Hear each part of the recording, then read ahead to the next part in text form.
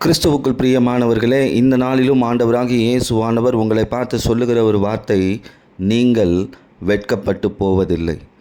எந்த சூழ்நிலை உங்களை வெட்கப்படுத்தி கொண்டிருக்கிறதோ அந்த சூழ்நிலையை ஜெயிக்க ஆண்டவராகிய இயேசுவானவர் தன்னுடைய வசனத்தின் மூலமாக உங்கள் வெட்கப்படுத்துகிற சூழ்நிலையை மாற்ற வல்லவராயிருக்கிறார். யோவேலின் தீர்க்க தரிசன புத்தகம் 2ஆம் அதிகாரம் 26ஆம் வசனம் இப்படியாய் சொல்லுகிறது, நீங்கள் சம்பூர்ணமாய் சாப்பிட்டு திருப்தி அடைந்து உங்களை அதிசயமாய் நடத்தி வந்த உங்கள் தேவனாகிய கர்த்தருடைய நாமத்தை துதிப்பீர்கள், என் ஜனங்கள் ஒருபோதும் வெட்கப்பட்டு போவதில்லை. ஆண்டவர் சொல்கிறாரு, நீங்கள் என்னுடைய ஜனங்கள், நீங்கள் வெட்கப்பட்டே போவதில்லை. இந்த வெட்கப்படுத்துகிற சூழ்நிலையை மாற்ற ஆண்டவர் வல்லவராய் இருக்கிறார். இதை ஜெயிப்பதற்கு நாம் ஒரு சில வசனத்தின் அடிப்படையில் நம்முடைய வாழ்க்கை வாழும் பொழுது இந்த வெட்கப்படுத்துகிற சூழ்நிலையை நாம் ஜெயித்து விடலாம். முதலாவது காரியம், கர்த்தருக்காக காத்திருக்கிறவர்கள் வெட்கப்படுவதில்லை. முதலாவது காத்திருக்கணும். நம்முடைய காரியங்களை கர்த்தர் வாய்க்க செய்வார்னு காத்திருக்கணும். காத்திருக்கிறவர்கள் வெட்கப்படுவதில்லை. ஆண்டவராகிய இயேசுவின் கிரியைக்காக காத்திருக்கணும். அவர் என் வாழ்க்கையில் கிரியை செய்வார், என் வாழ்க்கையில் வெட்கப்படுத்துகிற சூழ்நிலையை அவர் மாற்றுவார், அதற்காக நான் காத்திருக்கணும். எப்படி காத்திருக்கணுமா? சங்கீதம் 27:14 திடமனதாய் காத்திருக்க வேண்டும் என்று சொல்லப்பட்டு, திடமனதாய், அதாவது உறுதியோடு காத்திருக்கணும். அப்போ என் வாழ்க்கையில் இந்த வெட்கப்படுத்துகிற சூழ்நிலை இருந்தாலும் அது மாற்றப்படும். இனி வரப்போகும் நாட்களில் என்னை வெட்கப்படாதபடி கர்த்தர் நடத்துவார். அது மட்டும் இல்லை, கர்த்தரை நோக்கி காத்திருக்கிறவருடைய வாழ்க்கையில் அநேக ஆசீர்வாதங்கள் இருக்கிறது. அதில் முதலாவது காரியம், வெட்கப்படாத ஒரு வாழ்க்கை, வெட்கப்படுத்துகிற ஒரு சூழ்நிலை மாற்றப்படும். இரண்டாவது, கர்த்தரை நோக்கி பார்க்கிறவர்கள் வெட்கப்படுவதில்லை என்று சங்கீதம் 34:5 சொல்லப்பட்டிருக்கிறது. அப்போ அவரை பார்க்க கற்றுக்கணும். வெட்கப்படுத்துகிற சூழ்நிலையை பார்க்காதீர்கள், அதை மாற்ற வல்லவராக இருக்கிற ஆண்டவராக இயேசுவை பாருங்கள், உங்கள் வெட்கப்படுத்துகிற சூழ்நிலை மாறும். நீங்கள் இன்னைக்கு என்ன பண்ணிகிட்ருக்கோம்? பிரச்சனையை பார்த்து கொண்டு இருக்கிறோம். பிரச்சனையை மாற்றுகிற இயேசுவை நோக்கி பார்க்க வேண்டும். என் வாழ்க்கையில் அநேக பிரச்சனைகள் இருக்கிறது, என் வாழ்க்கையில் போராட்டங்கள் இருக்கிறது, வியாதி இருக்கிறது, தரித்திரம் இருக்குது, என் வாழ்க்கையில் பொல்லாத மனிதர்கள் இருக்கிறாங்க, சத்துருக்கள் இருக்கிறாங்க, அசுத்தாவின் கிரியை இருக்குது, என் வாழ்க்கை சிக்குண்டு தவிக்குது. இதையே பார்த்துட்ருக்கோம். இதை மாற்றுகிற ஆண்டவராகிய இயேசுவை பார்க்கும் பொழுது உங்கள் சூழ்நிலை மாறும். வெட்கப்படுத்துகிற சூழ்நிலை உங்கள் வாழ்க்கையிலிருந்து ஆண்டவராகிய இயேசுவானவர் எடுத்து போடுவார். முதலாவது, கர்த்தருக்காக காத்திருக்கிறவர்கள் வெட்கப்படுவதில்லை, அவரை நோக்கி பார்க்கிறவர்கள் வெட்கப்படுவதில்லை. மூன்றாவது, சங்கீதம் 71:1 கர்த்தரை நம்புகிறவர்கள் வெட்கப்படுவதில்லை. நம்பணும். இந்த நம்பிக்கை ரொம்ப முக்கியம். முழு மனதாய் நம்பணும். சூழ்நிலைக்கு ஏற்றால் போல் நம்பக்கூடாது. நான் முழு மனதோடு நம்புகிற ஆண்டவரே, என் வெட்கப்படுத்துகிற சூழ்நிலையை மாற்ற நீர் வல்லவர். நான் நம்புகிறேன், இயேசுவை நம்புகிறேன். இயேசுவால் மட்டும்தான் என்னுடைய வெட்கப்படுகிற சூழ்நிலையை மாற்ற முடியும். அதை நான் நம்புகிறேன். உங்கள் நம்பிக்கை வீண் போகாது.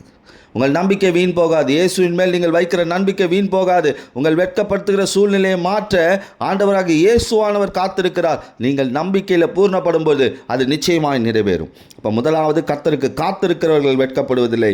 இரண்டாவது, அவரை நோக்கி பார்க்கிறவர்கள் வெட்கப்படுவதில்லை. அடுத்தது, நம்புகிறவன் வெட்கப்படுவதில்லை. அடுத்த காரியம், கர்த்தருடைய கற்பனைகளை கை கொள்ளுகிறவன் வெட்கப்படுவதில்லை. அவருடைய கற்பனைகள், ஆபிரகாம் பாருங்கள், ஆதியாகம புத்தகம் 26ஆம் அதிகாரம் 4-5 வசனங்களில், என் கற்பனைகளை கை கொண்டபடியினால் உன் சந்ததி வானத்து நட்சத்திரங்களைப் போல இருக்கும், பூமியில் சகல ஜாதிகளிலும் உன் சந்ததி ஆசீர்வதிக்கப்பட்டிருக்கும். அவருடைய கற்பனைகள், அவருடைய கற்பனைகளை கை கொள்ளும் பொழுது நாம் வெட்கப்படுவதில்லை. நம் சந்ததியும் ஆசீர்வாதமாக இருக்கிறது. நாம் மட்டும் இல்லை, நம்மளுடைய பிள்ளைகளும் எப்படி இருக்கிறார்களா? ஆசீர்வதிக்கப்பட்ட பிள்ளைகளாக இருக்கிறாங்க. கற்பனைகளை கை கொள்ளும்போது வாழ்நாள் நீடிக்கும். உபாகமம் 6ஆம் அதிகாரம் 1 வசனத்தில் இப்படியாய் சொல்லப்பட்டிருக்கிறது. அவருடைய கற்பனைகள், அவர் சொன்ன வார்த்தைகள், அவர் சொன்ன கட்டளைகள், இதை கை கொள்ளும் பொழுது வெட்கப்படுகிற சூழ்நிலை மாறுவது மட்டுமல்லாமல் சந்ததிகள் ஆசீர்வதிக்கப்படுகிறது. அதே போல் வாழ்நாள் நீடிக்கிறது. அது மட்டும் இல்லை, உபாகமம் 7ஆம் அதிகாரம் 9ஆம் வசனத்தில், கற்பனை கை கொள்ளுகிறவர்களுக்கு 1000 தலைமுறை உடன்படிக்கையும் தயையும் காக்கிற உண்மையுள்ள தேவன். அவர் சொன்னதை செய்து முடிக்கிறவராயிருக்கிறார். அப்போ நாம் அவருடைய கற்பனைகளை கை கொள்ளும் பொழுது வெட்கப்படுகிற சூழ்நிலை மாறுகிறது. நம் வாழ்க்கை உயர்த்தி ஆசீர்வதிக்கப்படுகிறது.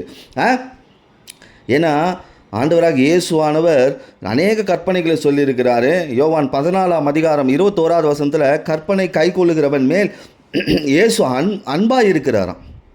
அவனுக்கு தன்னை வெளிப்படுத்துகிறாராம். அப்போ இன்றைக்கு நாம் அவருடைய கற்பனைகளை கை கொள்ளும் பொழுது ஆண்டவராகிய இயேசுவின் அன்பை பெற்றுக்கொள்கிறோம், வெளிப்பாடுகளை பெற்றுக்கொள்கிறோம். கற்பனைகளை கை கொள்ளணும். அப்போ நம் வாழ்க்கையில் இருக்கிற வெட்கப்படுகிற சூழ்நிலை மாறும். அதே போல் ரோமர் 5ஆம் அதிகாரம் 5ஆம் வசனத்தில் தேவ அன்பு இருதயத்தில் ஊற்றப்பட்டவர்கள் வெட்கப்படுவதில்லை.